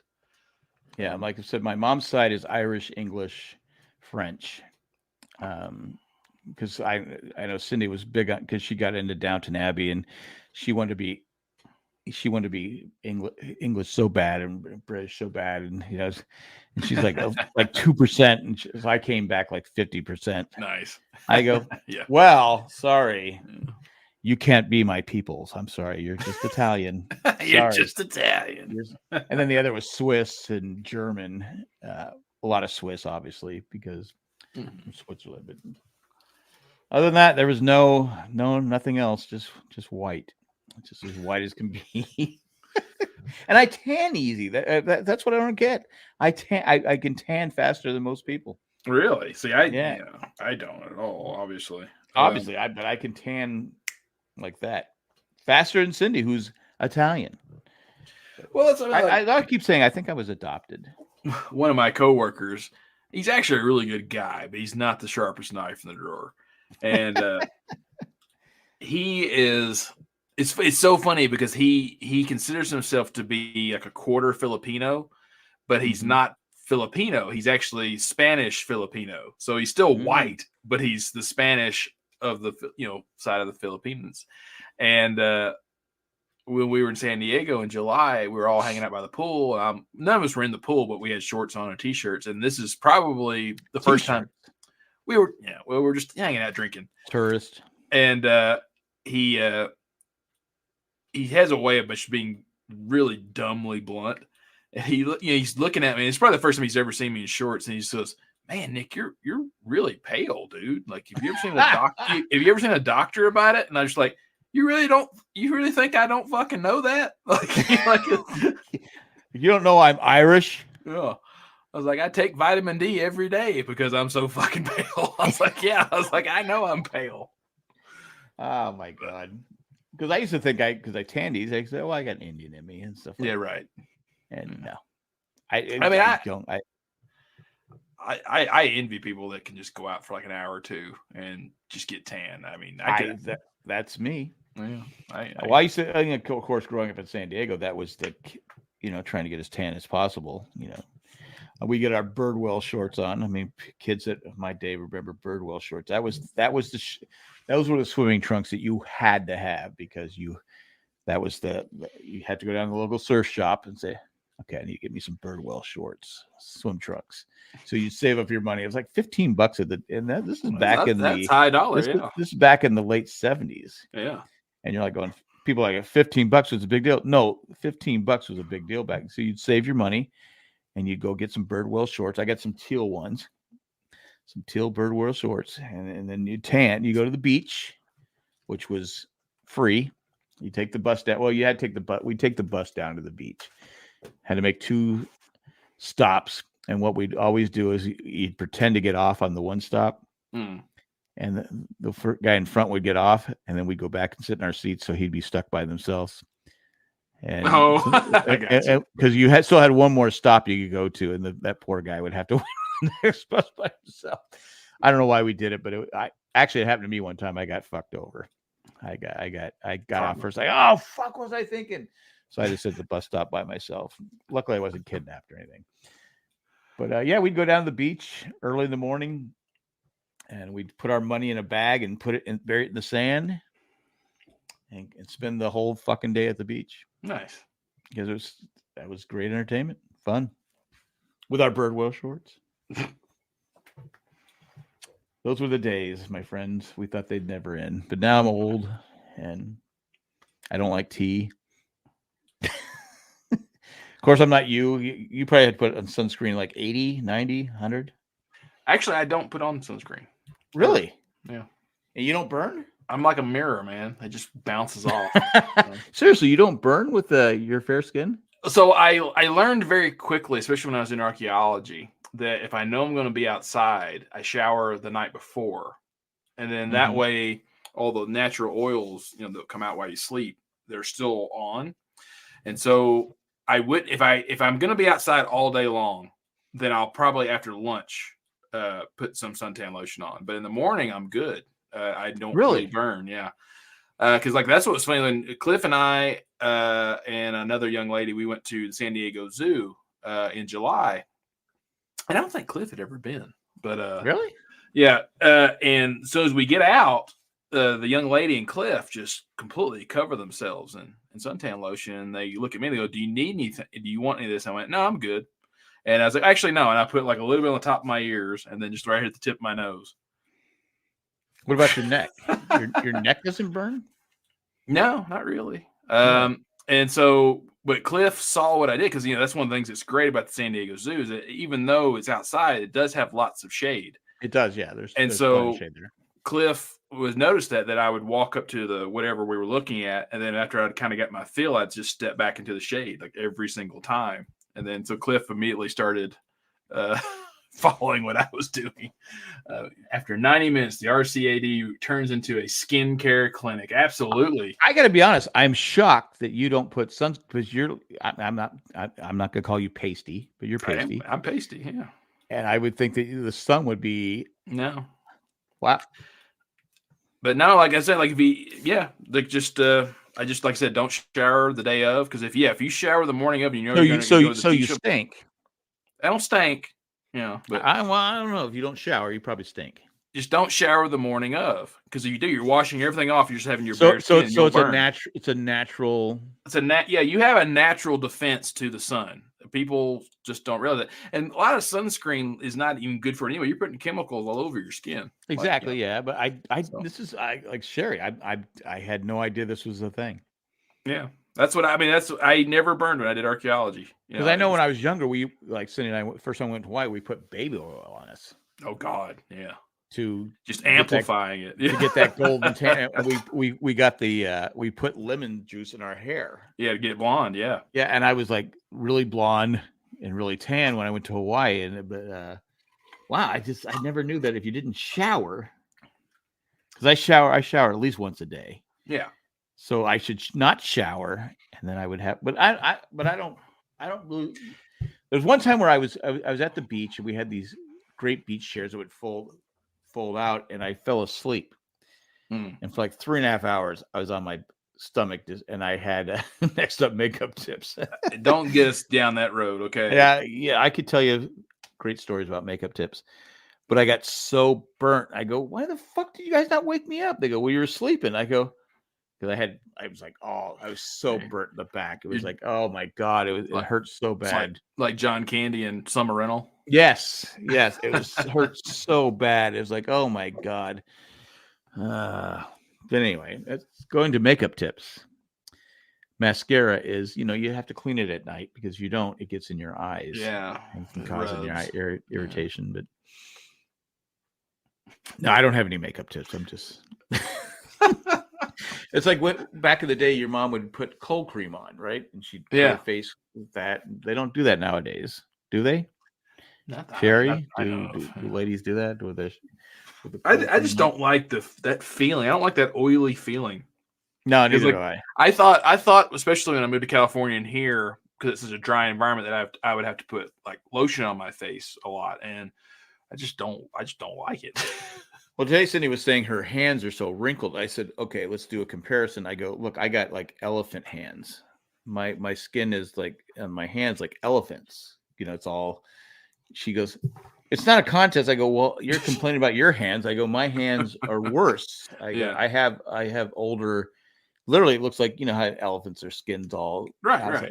I go, my hand looks like an elephant. I mean, the skin looks like elephant hands. I go, I win.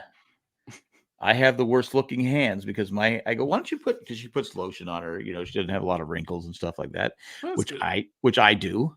She goes, because I don't wear sunglasses all the time and I squint, and she goes, you have the cows, whatever it's called. And I go, I don't care anymore. At a certain point, you just stop caring. You stop caring. Yeah. You have no one to impress anymore. No, it's like, okay. She goes, well, I could leave you. I go, you could. I go, but I don't care. I am who I am. It's like when I was in Nashville last week, another young lady, she was from Serbia, a coworker. And do you know any Americans? Well, I mean, my company is it's a French company. I'm just giving you crap. Yeah. But she was 28. 28. And we were talking about something. And the thing is, she was like little petite and short. And so she could have been 22. She could have been 32. You have no idea. and we were all bowling, the whole company, and she was in the lane next to me, and we were kind of like discussing. I was like, "Hey, I hope you don't mind," but we were kind of, you know, it's like, if you don't mind me asking, like, how old are you? I was like, because like some of us thinking 22, some of us thinking maybe 30 or 32. And she's like, oh wow, and like, you know, she's like, I'm 28. I was like, oh okay. And then she was, what are you, like 34? And I'm like, oh, God bless you. Yeah, I don't get that anymore. 34. Yeah. I mean, I can really tell when I'm smiling. I mean, I've got the crow's feet and the bags under. I'm like, fuck, I'm getting old. You know? Like I said, when I was younger, people thought I was really young because I didn't look very old. But now, yeah, people have no problem saying I'm old now. It just hits you at certain ages. Like, I don't know why. I froze. Yeah, I know. I can tell. Because like you look at pictures of me up until 34, I look pretty young, and then something happened, but right there, 35, 36, and I probably aged like 6-7 years in 2 years. It's life. Yeah. And then the same as my dad. My dad looked good until he's like 52, and then all of a sudden he just went like, damn, just fell off a cliff.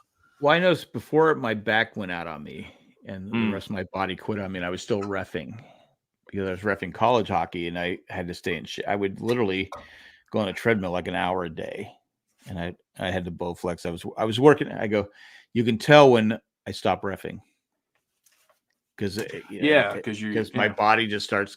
I just can't, you know. Cindy's been losing weight and on Weight Watch, so we've been walking, and I walked for like 3 days in a row, and I couldn't walk the next day. My back hurt. My back hurt so bad. I said I couldn't sleep because it hurt so. I mean, the pain in my back was so bad.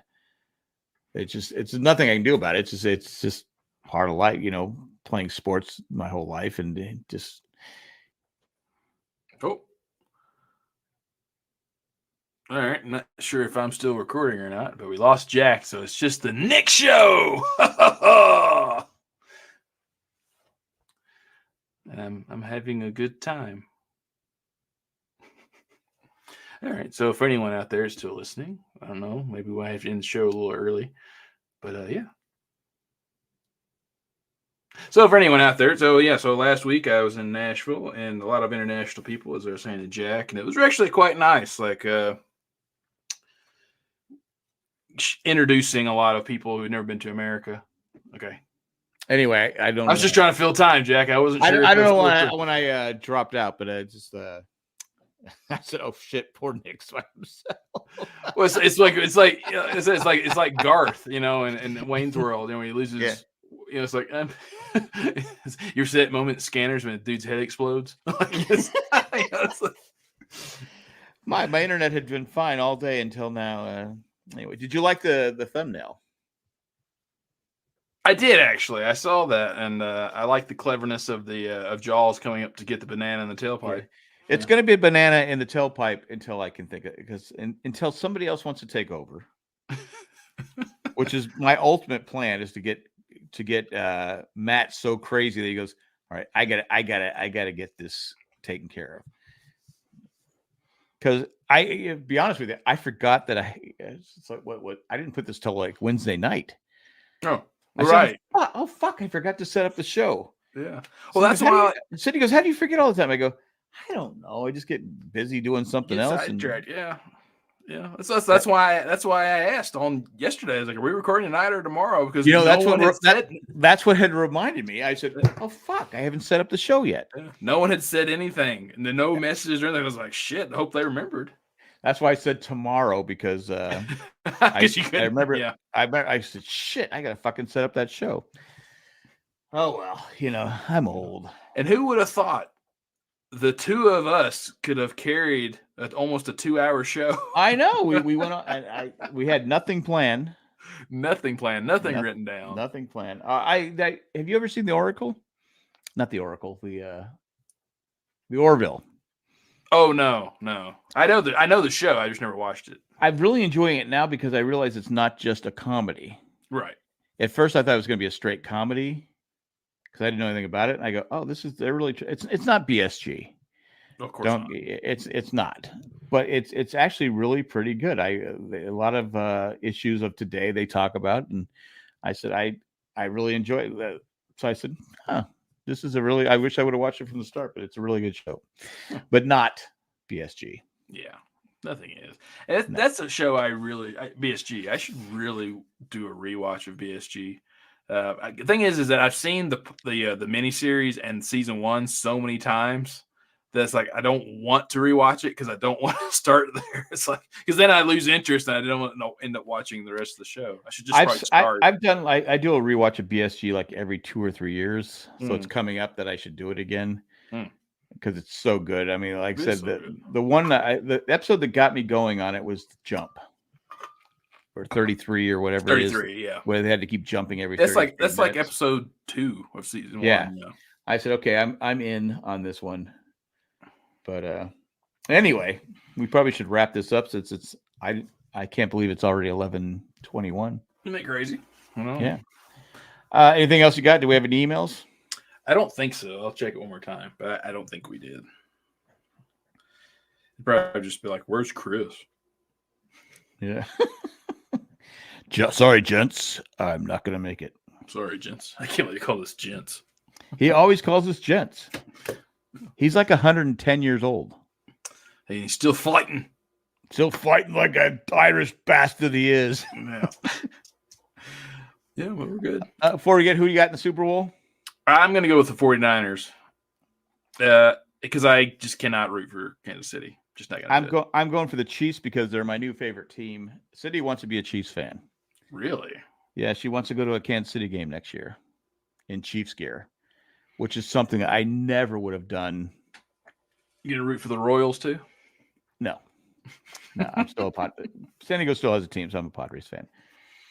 But I'm rooting for Kansas City because they have Patrick Mahomes. That's the main reason. Because he's the best quarterback in football, probably the best player in football right now. And so anytime you have Patrick Mahomes, you have a chance to win. So I'm going with Kansas City Chiefs. I mean, I'm pretty sure Kansas City's going to win. Yeah, I'm still going to. I mean, I won't care either way, but I just want a good game. Yeah. But I'd like to see Patrick. I think Patrick, because his family is so fucked up. I mean, his dad getting another DUI, his brother got, was accused of sexual harassment. We actually see the video. Then it was dismissed because I'm sure somebody got some payola. Because there's no way that should have been dismissed because he clearly did what he's accused of. But anyway, yes, Jackson Gladflow. Next week we'll be talking about Super Bowl. That's if I can't imagine us not talking about Super Bowl. And then Taylor Swift and exactly. That's actually, and I hate to admit that, Matt. That's kind of why I don't want to root for Kansas City is because I'm just tired of seeing Taylor Swift. Yeah, I've just gotten to the point I don't care. Yeah, I mean it's not her fault. It's not her fault. It's nothing against her. It's just I was just I don't care. I don't care about the relationship. It has nothing to do with football. Well, I said last week that the NFL and the Kansas City Chiefs have made $331 million off her coming to the games. Wow.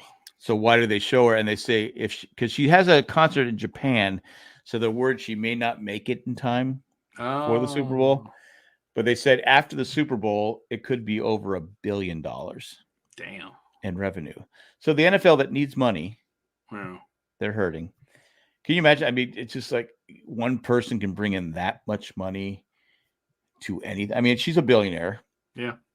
And she's talented. And I get it, but it's like, man, she'd just date me for a day. I'd be set for life. But could you get a song out of her, though? I could probably piss her off to get a song out of her. I think so. Old flabby white guy dumped me.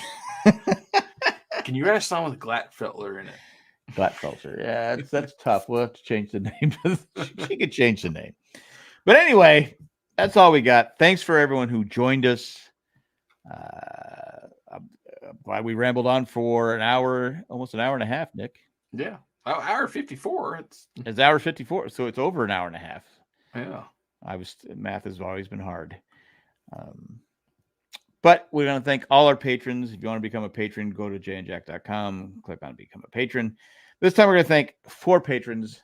Eckhart Richter Kleffler, Maggie the Magnificent, Joanne with a Plan, and Ed, the creepy poopy letter carrier. Thanks for what you do, and thanks for everyone who joins us live in the chat. We always enjoy your comments.